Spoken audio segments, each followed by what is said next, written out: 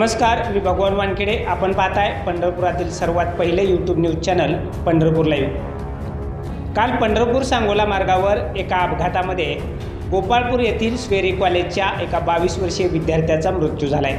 सांगोल्यातील एका मित्राला भेटून स्वेरी कॉलेजचे 3 विद्यार्थी ट्रिपल सीट मोटरसायकलवरून येत असताना पंढरपूर सांगोला मार्गावर तिहेरी अपघात घडला। या अपघातामध्ये या विद्यार्थ्याचा दुर्दैवी मृत्यू झालाय। मध्ये अपघातांचं प्रमाण वाढलंय आणि अतिशय कोवळ्या वयामध्ये तरुणांना आपला जीव गमवावा लागलाय।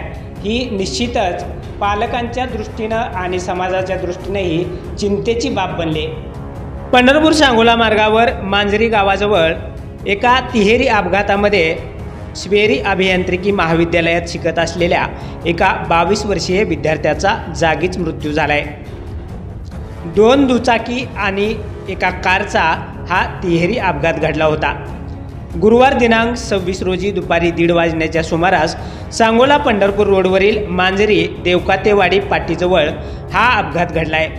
सुनील संजय मोटे, वय वर्ष 22, राहणार मारोडी, तालुका मंगळवेढा असं मृत विद्यार्थ्याचं नाव आहे। या अपघातामध्ये दुचाकीवरील 2 विद्यार्थ्यांसह पती पत्नी जखमी झाले असून त्यांच्यावर सांगोल्यात खाजगी रुग्णालयामध्ये उपचार सुरू आहेत। नितीन काशीनाथ राठोड, राहणार ब्रह्मपुरी, तालुका मंगळवेढा, शुभम मोहन हाके, राहणार सळे, तालुका पंढरपूर, धनाजी गणपत साळुंखे यांच्यासह त्यांच्या पत्नी अशी जखमींची नावे आहेत।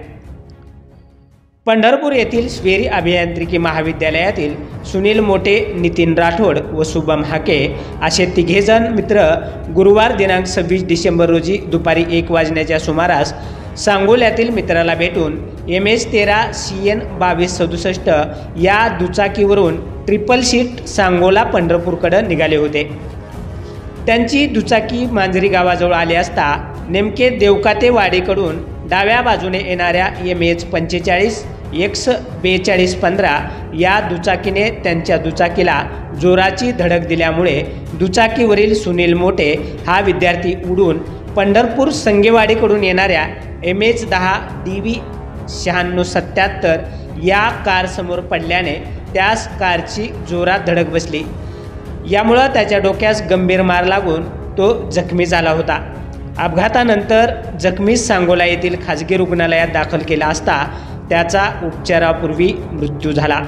तर शुभम हाके या विद्यार्थ्याचा डावा पाय फ्रॅक्चर झाला असून नितीन राठोड हा विद्यार्थी किरकोळ जखमी झालाय।